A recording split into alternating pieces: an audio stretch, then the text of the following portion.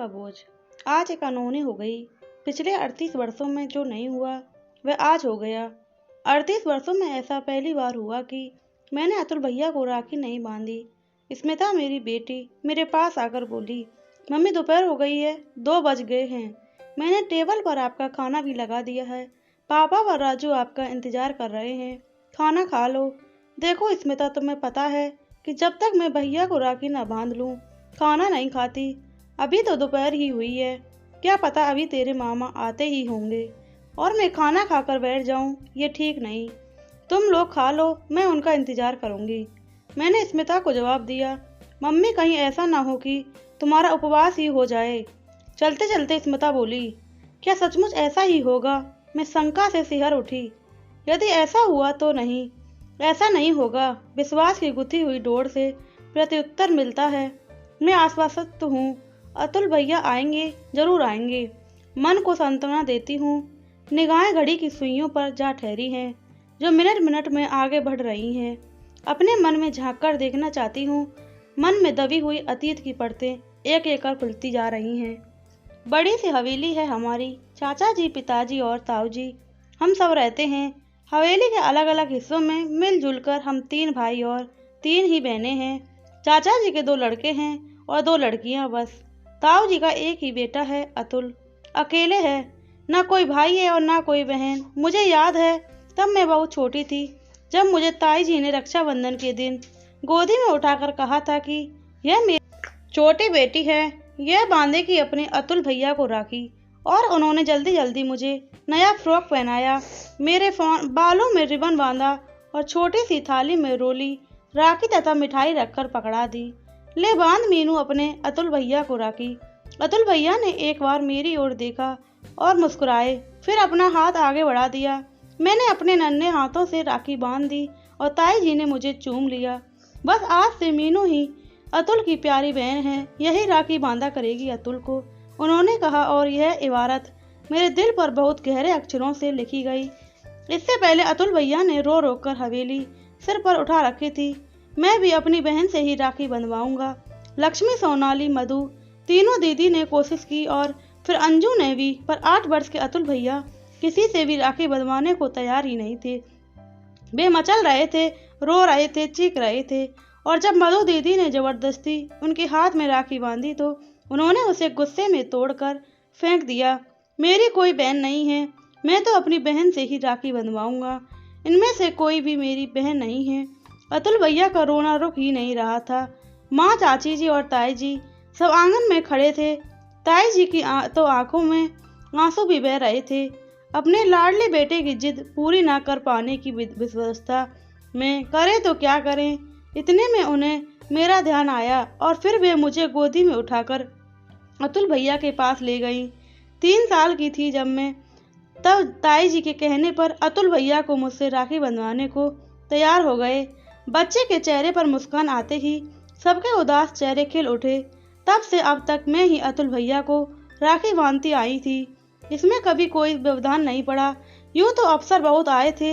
हमारा मध्यम वर्गीय परिवार था और फिर घर में 6 बच्चे। पिताजी की आय भी बहुत कम अधिक नहीं थी, अतः बच्चों को अधिक नहीं पढ़ा सके। बड़ी बहनों की तो मैट्रिक करते ही शादी कर दी थी, पर मैं जरूर बीए कर पाई थी, वह भी जिद करके। जब मैं नहीं मानी तब पिताजी ने कहा, चलो पढ़ लेने दो आगे, आजकल के लड़के भी पढ़ी लड़की पत्नी चाहते हैं।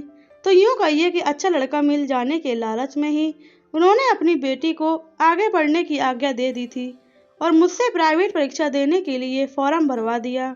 मेरे दोनों भाई नौकरी करते थे और एक भाई की किराने की दुकान चलाता है। सबकी गृहस्थी ठीक ही चल रही थी। सब अपने अपने घर परिवार में सुखी थे। मैं पता नहीं क्यों उस दिन से ही ताई जी की बेटी व अतुल भैया की बहन बनकर रह गई। सच पूछिए तो मुझे अपने भाई बहनों से इतना लगाव नहीं रहा था जितना अतुल भैया से था। और हाँ, मैं अधिकतर ताई जी के पास ही रहती, वहीं खाती, वहीं से तैयार होकर स्कूल जाती। मेरा ताई जी के घर में एकाधिकार हो गया था। वैसे तो वो मेरे सगे ताऊ जी हैं, अतः सभी भाई बहन समय असमय आकर ताई जी से कुछ भी मांग लेते थे, कुछ भी कह देते। लेकिन उनका ताई जी से कुछ भी मांगना मुझे बहुत बुरा लगता। ऐसे लगता जैसे हमारे घर की वस्तु कोई दूसरा व्यक्ति ले जा रहा है। धीरे धीरे समय बीतता गया। अतुल भैया इकलौते थे, अतः ताऊ जी की हिस्से की पूरी संपत्ति उनको मिली और उनके लिए ताऊ जी ने सोने के आभूषणों की दुकान खुलवा दी। हमारे परिवार में संपन्न वही थे। उन्होंने कार भी ले ली थी। भाभी भी अच्छे परिवार की थी। पिताजी ने मेरी शादी कर दी। 5 भाई बहनों की शादी का खर्चा उठाते उठाते उनका हाथ बहुत तंग हो गया, अतः मेरी शादी में उन्हें कर्ज भी लेना पड़ा। ऐसे समय में ताई जी ने बहुत मदद की। वे मुझे बहुत प्यार करती थी। एक सोने का सेट उन्होंने मेरी शादी में दिया। 10 बढ़िया बढ़िया साड़ियाँ दी। इनके लिए सोने की चेन व घड़ी का इंतजाम भी उन्होंने किया। ताई जी ने हमेशा मुझे अपनी बेटी की तरह ही समझा। पर मेरी शादी के 4 वर्ष बाद ही वे चल बसी। अतुल भैया का स्वभाव कुछ अलग किस्म का है, ना ज्यादा किसी से मिलना जुलना और ना अधिक प्यार मोहब्बत। अब तक वो आगे बढ़कर ताई जी ही प्रेम बांटती थी और रिश्तों का निर्वाह भी उन्हीं के द्वारा ही हो रहा था। उनके पश्चात मैंने ही इस रिश्ते का पूरा निर्वाह किया। जब भी राखी आती मैं ही दौड़कर मायके जाती और अतुल भैया को राखी बांधकर आती। बचपन से ही इसे मैं अपना उत्तरदायित्व समझती थी।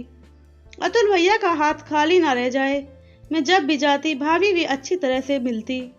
बात करती बार लौटते समय एक सुंदर सी साड़ी देकर मुझे विदा करती। वैसे भी मैंने कभी इस पर ध्यान नहीं दिया कि वे मुझे क्या उपहार देती हैं या नहीं देती हैं। मैं तो अपने कर्तव्य निभाए जा रही थी। एक बार स्मिता के पिता बहुत बीमार हो गए थे। मेरी ननद भी आई थी। ऐसे में रक्षाबंधन आ गया और मैं जल्दी से आने के लिए तैयार हो गई। मायके जाने में मुझे 6 घंटे लगते हैं। स्मिता मेरी सास व ननद हमने मना किया कि अगर इस बार राखी को तुम जाओगी तो सोच लेना, इस बार तुम राखी नहीं जाओगी तो क्या फर्क पड़ जाएगा, अगली राखी पर चली जाना। यदि इतना जरूरी है तो अपने अतुल भैया को फोन कर दो, वे घर आ जाएंगे। पर मेरा मन नहीं माना। कार तो मेरे पास थी नहीं, आना जाना बस ही करना पड़ता था। राखी से एक दिन पहले गई व अगले दिन दोपहर तक लौट आई। कहा तो किसी ने कुछ नहीं, पर मुझे मालूम है कि सबको बुरा बहुत लगता था। अब तो बच्चे बड़े हो गए हैं। राजू भी 16 साल का है और स्मिता 18 की।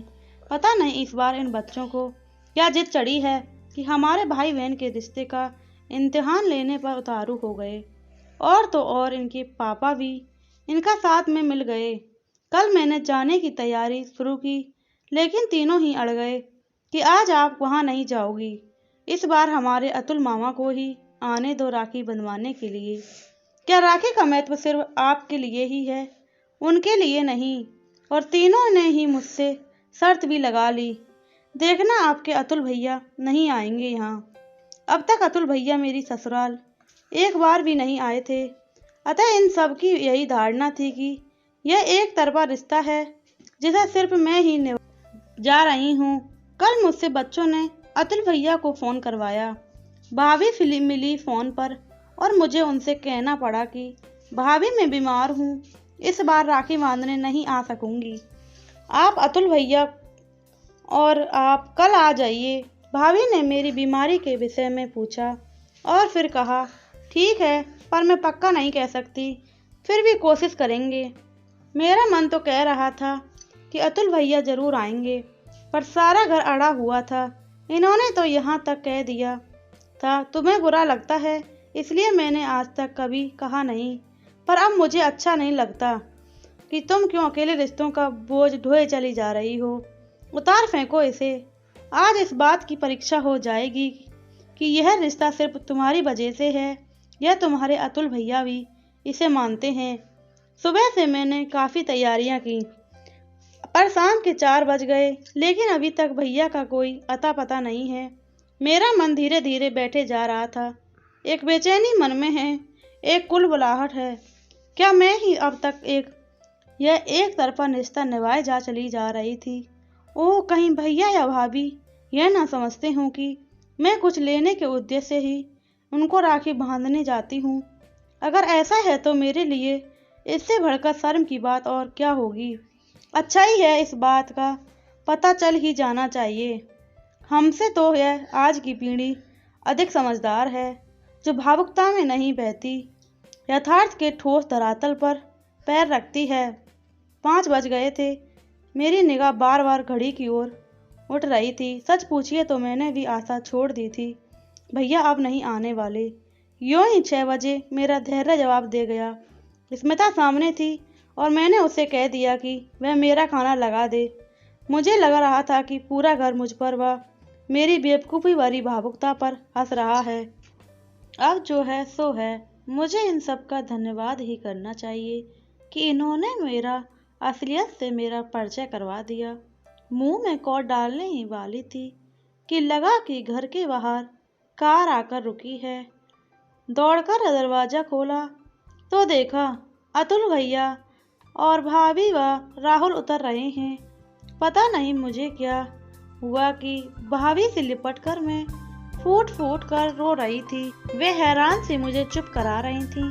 अतुल भैया मेरी पीठ थपथपा कर कह रहे थे, क्या हो गया तुझे?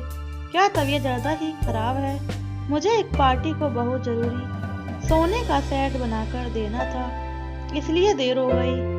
और देख तेरे लिए क्या लाया हूँ। मैं उनसे कह नहीं पाई कि आज अगर आप ना आते तो बच्चों ने जो मेरी अग्नि परीक्षा ली थी उसमें मैं बहुत बुरी तरह असफल होती। थोड़ी देर में भैया के हाथों में राखी बांध रही थी और भाभी मुझे प्यार से सोने की चेन पहना रही थी। मैं मन ही मन कह रही थी, भाभी आप मुझे सोने की चेन के बदले एक फूलों की माला ही दे दिया करो, जिससे यह रिश्तों का बोझ मैं शहर से उठा सकूं। प्लीज़ दोस्तों, वीडियो अच्छी लगी चैनल सब्सक्राइब करें, वीडियो को लाइक करें, कमेंट करें, शेयर करना बिल्कुल ना भूलें। कमेंट में अपनी राय ज़रूर बताएं।